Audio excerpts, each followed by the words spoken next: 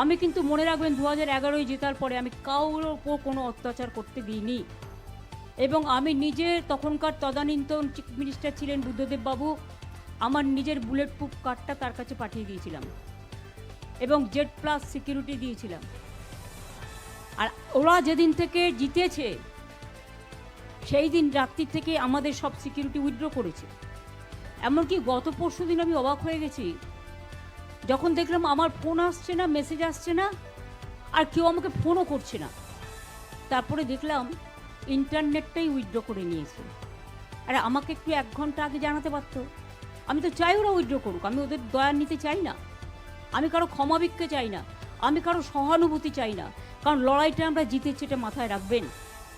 আমাদের হারানো হয়েছে, এটাই অতীব সত্যি, আগামী দিন প্রমাণ হবে। দিল্লির অল ইন্ডিয়ার সব লিডাররা আমার সাথে যোগাযোগ করেছেন।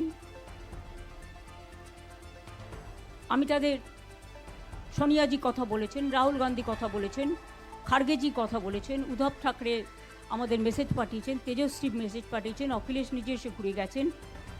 এছাড়াও হেমন্ত সোরেন থেকে শুরু করে কেউ বাকি নেই। কাজেই আপনাদের, ইভেন অরবিন্দ বলেছে আমি নিজ জীবনে এত কষ্ট পাইনি যখন আমি নিজেও হেরেছি, এটা হারানো হয়েছে। আমি তাদের সকলকেই মিটিং থেকে কৃতজ্ঞতা জানাই। এই ভিডিওতে প্রকাশিত সমস্ত সংবাদ এবং তথ্য বিভিন্ন সূত্রের ওপর ভিত্তি করে পরিবেশন করা হয়েছে।